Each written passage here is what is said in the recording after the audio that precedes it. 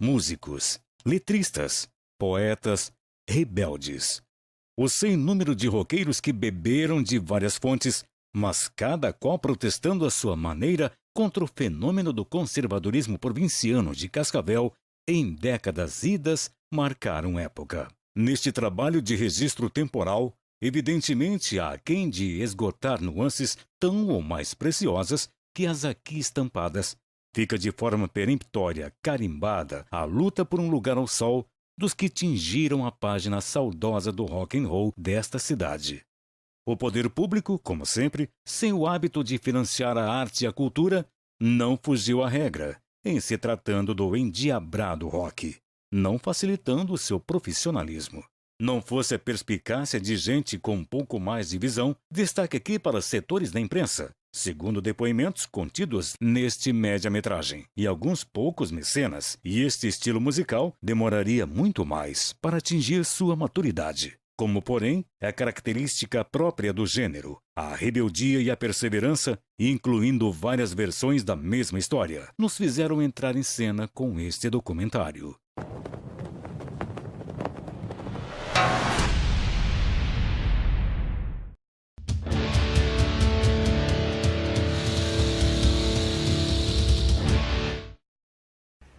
Como tudo no Brasil, e principalmente no interior do Brasil, é difícil fazer alguma coisa que não seja o que é a tradição da região, né? E o rock, como sendo um produto de importação, ele teve uma dificuldade tremenda de chegar no interior, principalmente em regiões como a de Cascavel, em função de ser algo tão diferente. E chegou em Cascavel a partir de 1970, com a banda Corrente, que teve os precursores, entre eles o Alceu Esperança, o Paulo Tondo. E esse pessoal gostava muito de ouvir, tinha pouco acesso às informações e aos discos de rock da época, mas eles gostavam e deram um jeito, com instrumentos improvisados, de fazer com que o rock acontecesse, tivesse uma cena mínima em Cascavel a partir daquela data, né? E não tinha, como o rock era pouco conhecido, não tinha lugar nenhum para que as bandas se apresentassem. Então eles tinham que improvisar, inclusive em CTGs, que são centros de tradição gaúcha. As bandas de rock da época, principalmente a Corrente, se apresentavam nesses locais. Para você ter uma ideia como era difícil da gente comprar os LP, né, os discão, que a gente quando pedia um disco importado, né, o Metallica, nós fizemos vaquinha para poder comprar um disco do Metallica importado para a gente escutar. Né, se reunia em 3, 4, 5 para poder comprar um disco que era caro e até para você trazer, para você ouvir coisas novas, né? No final dos anos 70, várias bandas iniciaram suas músicas, suas canções, e alguns bares foram montados em Cascavel.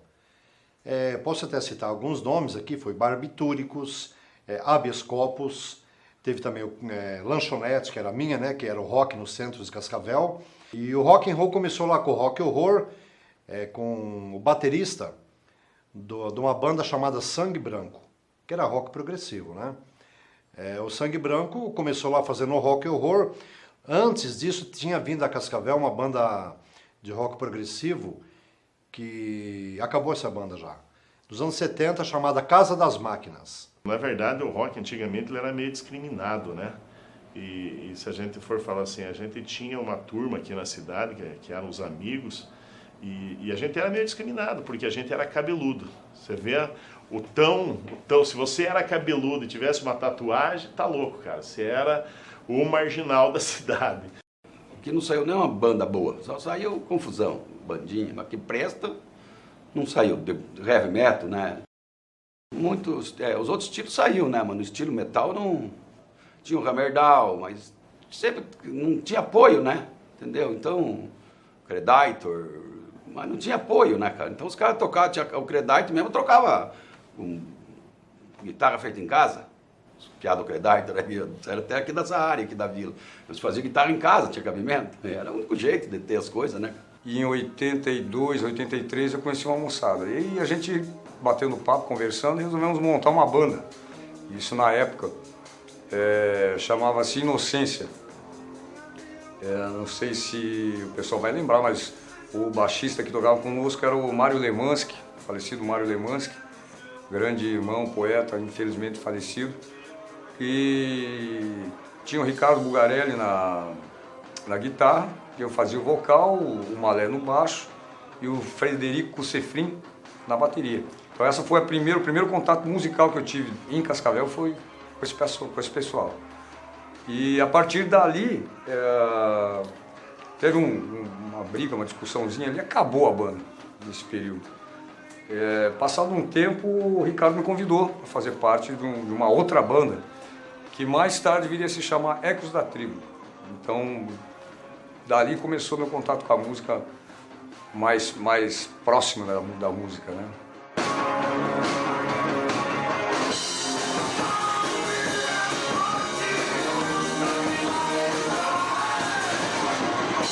Tocava com meu pai e meu tio, eu pegava um balde, um tambor qualquer ali e acompanhava eles tocando em casa. Aí com 13 para 14 anos eu conheci o Francis, que era vocal e guitarra da banda Emptiness, e acabei entrando na banda.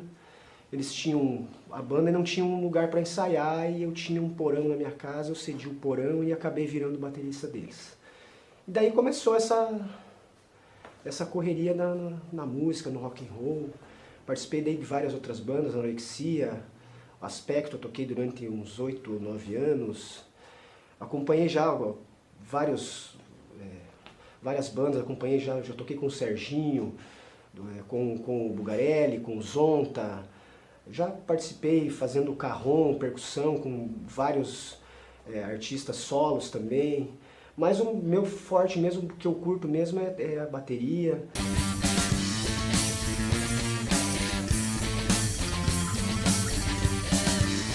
Quando tinha uns 18 anos, a gente começou aquela banda Pregos da Viola, né? E depois de tanto entra e sai e tal, e hoje estamos aí com Impulsivos, né? Naquela época eu era baixista, agora estamos aí na guitarra, voz e tal. E a ideia foi sempre essa, fazer as letras, as músicas próprias e tal, né? Deixei seus atributos e agora eu era o seu escravo do rock. A primeira banda que eu formei foi com o pessoal, a gente tocava Power Metal, que era o Draguns, né?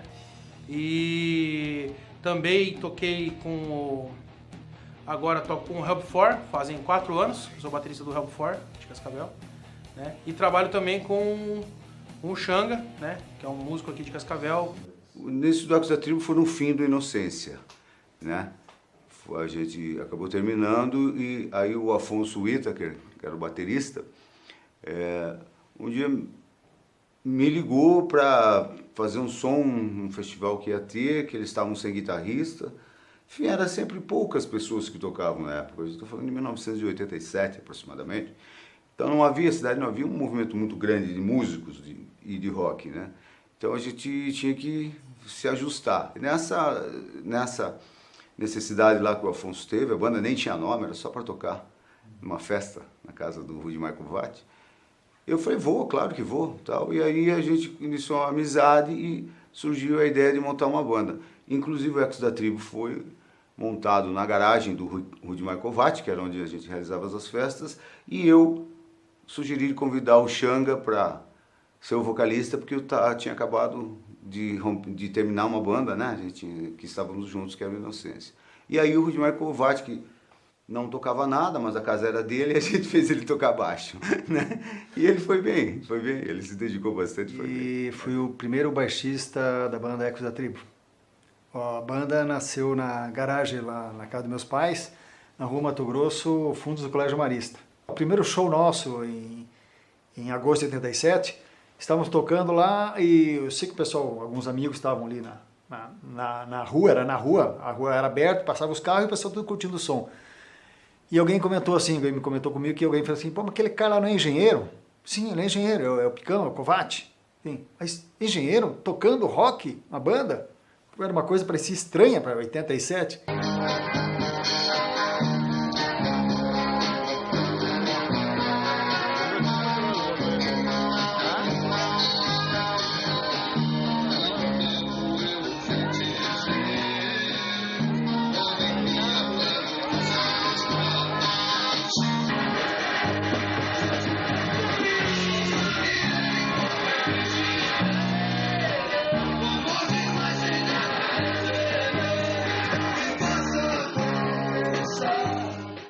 antes de ser o nome oficial, a banda Ecos da Tribo, nós não sabíamos qual seria o nome e tal, conversa daqui, conversa dali, e eu, de brincadeira, eu joguei assim, o nome da banda será Picão e Suas Ervas Daninhas.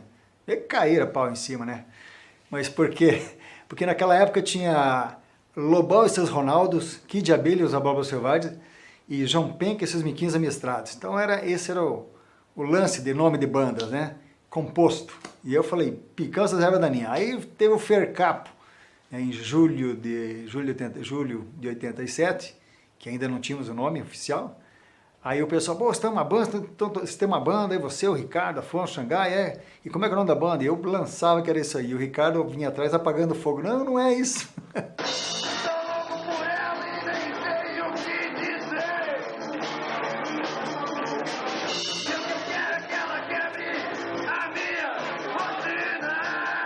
O Luiz Carlos Sonda, repórter, hoje professor da FAG, que ele tinha um amigo que era poeta lá em Londrina, e o título da poesia era Ecos da Tribo. E nós gostamos e assim foi. O disco surgiu justamente nessa época. Eu tinha 17 anos, acredito, na época. E já compunha, eu gostava muito de compor, eu já tinha diversas músicas. E aí eu mostrei para o Afonso esse material. E aí o Xangai também. O Xangai também tinha algumas letras, e até o Afonso tinha alguns rascunhos de letras, assim. E eu fazia isso com uma certa facilidade e músicas bacanas, né? Então aí o Afonso até que falou, vamos gravar um disco. Este LP ele surgiu no ano de 1988 para promover duas bandas que se destacaram neste movimento do rock da década de 1980, foi a década do rock pop. O rock muito divulgado, diversas bandas como RPM, Barão Vermelho, Paralamas do Sucesso, toda essa leva, Legião Urbana, e surgiram, cada cidade do Brasil, surgiam as suas bandas, né? O Curitibano também as suas bandas, e por que não Cascavel? Aquela leva de bandas nascendo, todas elas se destacavam Herdeiros do Azar e Ecos da Tribo, 1988. De tudo isso, eu comecei a divulgá-las através dos meios de comunicação que eu participava. Em 1988 gravamos o primeiro disco em Porto Alegre, onde tivemos Ecos da Tribo, mas eu era vocalista do Herdeiros do Azar, junto com o Jean, que era guitarrista, não era baixista, guitarrista, o Rony Customer no baixo, o Lourenço na batera, e estivemos em Porto Alegre gravando. E o Xangai era o vocalista do Ecos. E foi super legal, até em alguns momentos interessantes dessa história, que nós estivemos lá em Porto Alegre devido ao frio enorme, gravamos logo em julho, numa época bem fria, e não pudemos sair nem nos divertir um pouco em Porto Alegre devido a cuidar da voz, porque nós tínhamos que gravar um disco, e foi muito rápido, tinha tempo, né, nesse período, foi super legal. Depois, na sequência, houve toda uma transição, já conhecendo o Ecos da Tribo, com a saída do Xangai, eu assumi como vocalista do Ecos da Tribo, gravamos na sequência o disco Filhos das Ruas, em Curitiba. Foi super legal, um trabalho também assim, com muita força.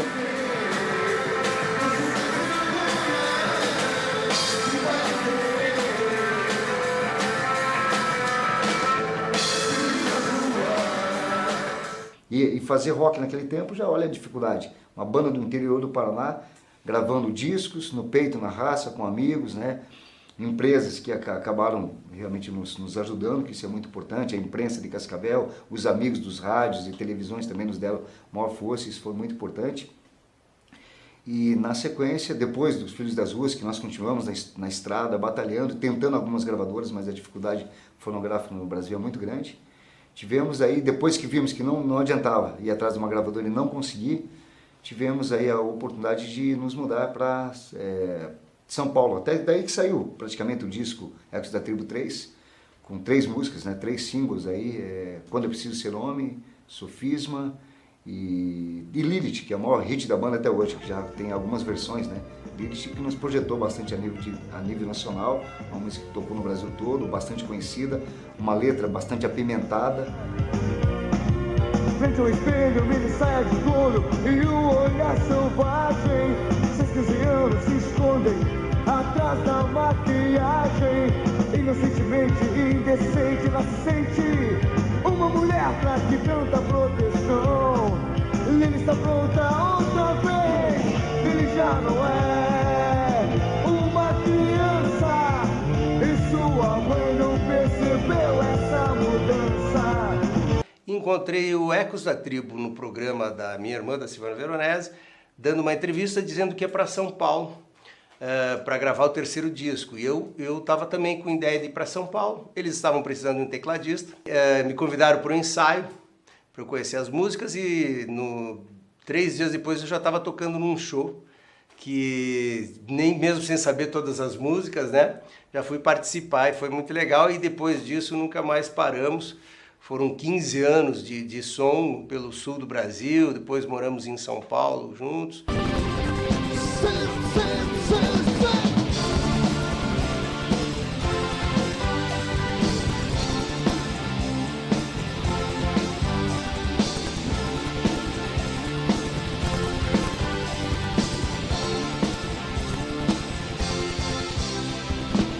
Você é tão linda, elegante, sensual. E o rockão surgiu também depois nisso, outros festivais que eu fiz juntamente com o Ricardo, que aconteceram, teve assim, alguns festivais com o Sesc, no Centro Cultural Gilberto Maia, na praça, eu lembro, lá atrás, inclusive, outrora, que nós tocamos no Rock Boa Imagem, com o lançamento do Misto Quente, e em frente à Discolante tinha 5.000 pessoas, foi super legal, então tocou Herdeiros do Azar, Ecos da Tribo e Blindagem, né? Infelizmente que o nosso querido vocalista, né?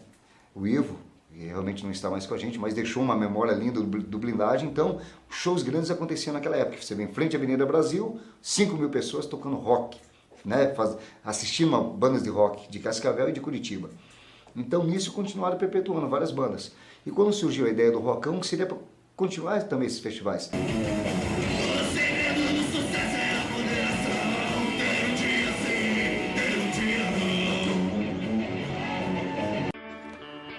Hoje eu tenho um disco gravado com a banda Vinil Voador, com a Cibele Pereira nos vocais. E mantenho o projeto Vinil Voador hoje com outro vocalista, tocando nos bares, blues, rock clássico e colocando música autoral no meio também.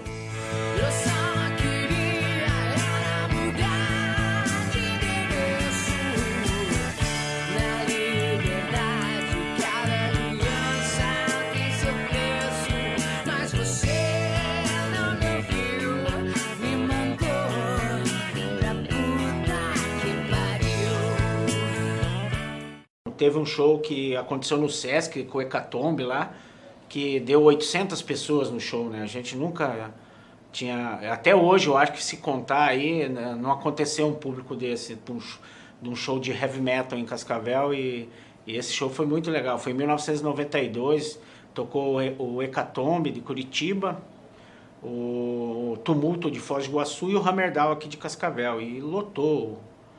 Quando eu era mais nova, em um desses eventos de colégio de final de ano, feito para amigos, familiares, a comunidade escolar. A gente tinha um ensaio durante a tarde e à noite a apresentação de fato. E nesse dia a gente tinha subido para fazer o ensaio e a gente começou a música, tinha pouquíssimas pessoas dentro da sala ali.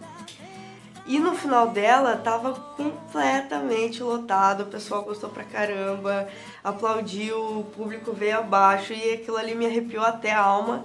E foi ali naquele momento que eu decidi que aquilo ia ser o que eu ia fazer pro resto da minha vida. Minha liberdade não está vendo e nunca estará. Meus sonhos sempre foi fazer a estrada o meu lar. E assim viver a vida que eu sempre quis. Fala-se em rock and roll, tem muito público pro rock clássico, né? Pessoas que gostam de Led Zeppelin, de AC/DC. Então, se você monta, às vezes, uma banda tocando, fazendo tributo, você toca mais do que se você tivesse a música autoral. Você não tem muito espaço com o som autoral, né? É mais difícil, né? É mais complicado. Tem bares na cidade que trazem bandas de fora, paga muito mais, paga combustível, estadia, e pagam mais para essas bandas. E a gente vai para fora tocar, e acaba não tocando aqui, né? Falta um pouco do pessoal abrir um pouco os olhos para quem toca na cidade. Tem músicos na cidade muito bons, A nível internacional, gente muito boa que já está há anos aí lutando e estudando e acreditando, né? A gente teve processos sobre perturbação da ordem, inclusive ensaiando domingo à tarde, sábado à tarde, por questões de que se fosse um outro estilo musical, ninguém estaria incomodando, mas como era metal, não pode, né? O pessoal vem polícia, vem processo, né? Então, assim, hoje em Cascavel, Cascavel deu uma melhorada nessa questão. Tem alguns estúdios hoje que você pode estar alocando para ensaio, né?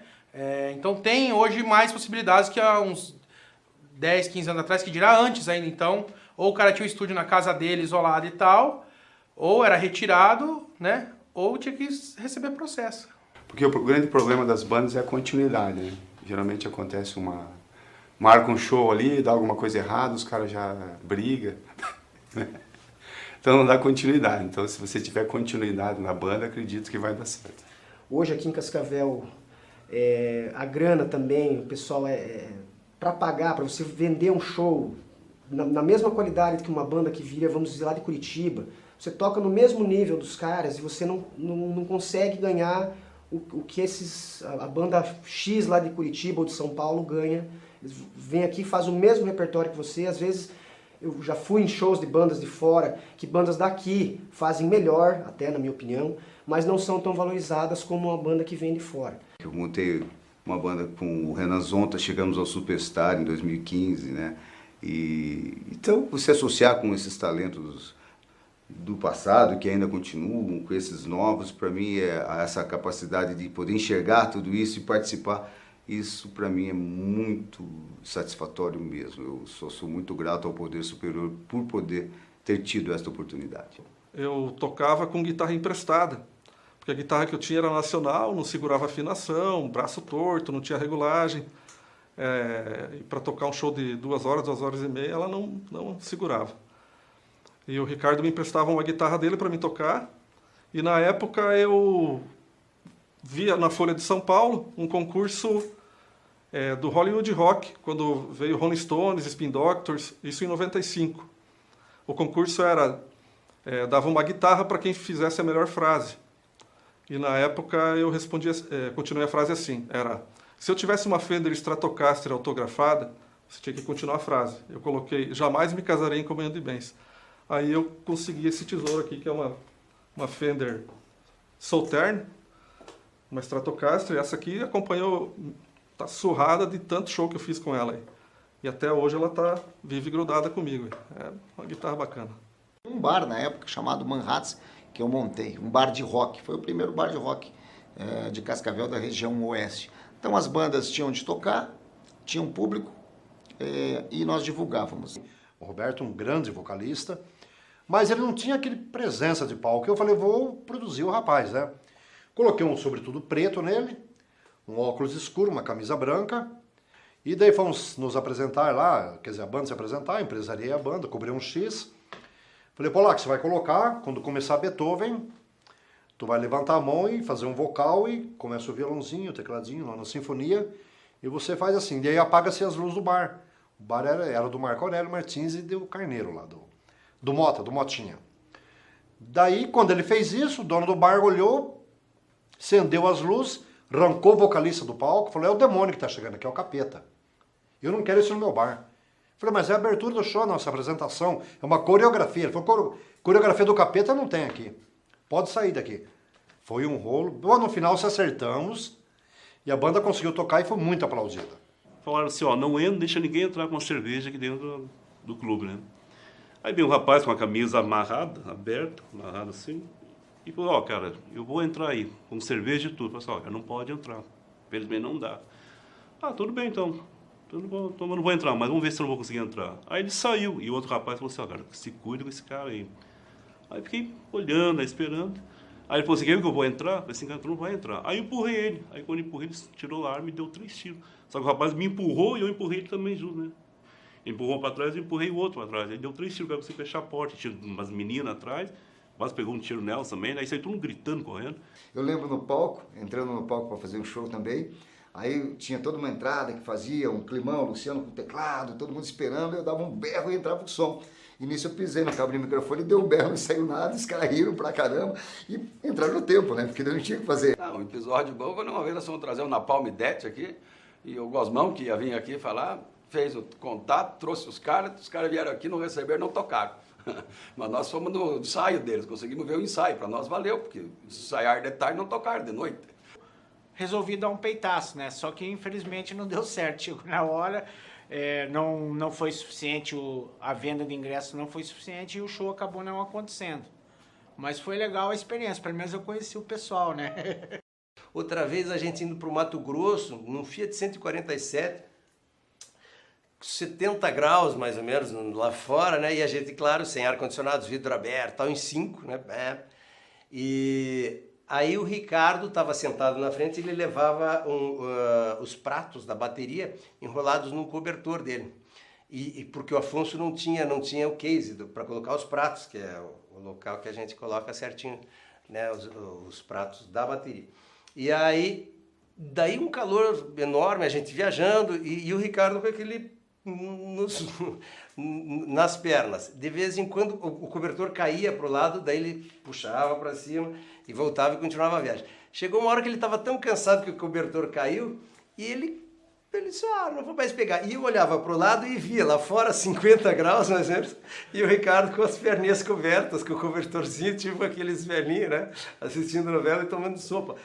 Era muito engraçado. Na hora era um sofrimento, mas depois hoje a gente conta essas histórias e ri muito, porque era cômico, era muito mais cômico do que trágico, né? E são essas histórias que davam a graça pra gente depois se divertir. E aí a gente parou numa balsa para atravessar para o Mato Grosso e desceu do carro. Aí tinha um ônibus de turismo lá e algumas pessoas se reconheceram, porque não necessariamente o fato da gente ser uma produção limitadíssima e eventualmente sem grana para algumas coisas, que a gente não era conhecido, a gente era conhecido. Começaram a pedir autógrafo, foto e tal, não sei o quê. Aí a gente teve que esperar o ônibus sair, para depois todo mundo entrar, se amontoar no Fiatzinho, né? O Betinho, que é o baterista, né? Tem uma história bem grande. Em Cascavel, ele tinha uma banda onde ele fazia o contrabaixo e a voz, um Pink Floyd cover, sabe? E esse Betinho é uma figura que ele acabou entrando no meu lugar, no antigo Pregos da Viola, né? E depois de um tempo tudo se acabou, tudo virou em nada, né? Só em boas lembranças. Aí eu fui mortinho, Cascavel inteiro para morar, fui morar lá na rua da casa do Betinho. Aí... Não, eu nem conhecia ele, conheci ele lá. Conheci de vista, uma vez eu vi ele tocando baixo no meu lugar, né? Falei assim, mas esse cara não toca nada. Os caras pegaram ele pra quê? Né? Faz igual eu fazia, que o Betinho tira de ouvido o que ele quiser, né? E se o cara sair cantando, ele já pega no tom ali que o cara tá cantando, é um gênio. Aí tomamos uma meia dúzia de cerveja lá, recém se conhecemos. Já fizemos uma banda, já. 30 dias já tinha uma banda, né? E agora já faz 7 anos que estamos entre férias, internações, todas essas adversidades, né, que acontecem. Mas hoje estamos aí mais conscientes e mais tranquilos.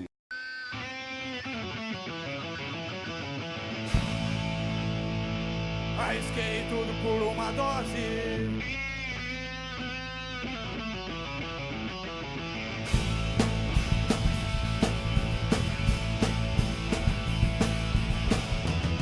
Crossing this road and I love you.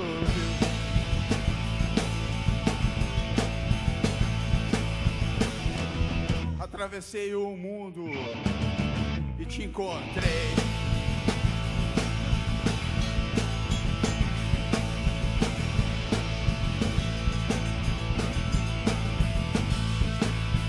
Posso passar como um tiro na sua vida.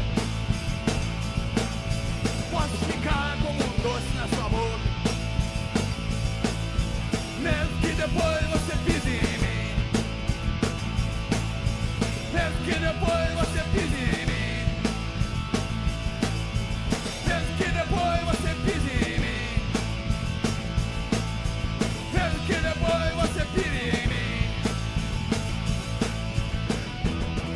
sou livre, é porque eu vivo fugindo.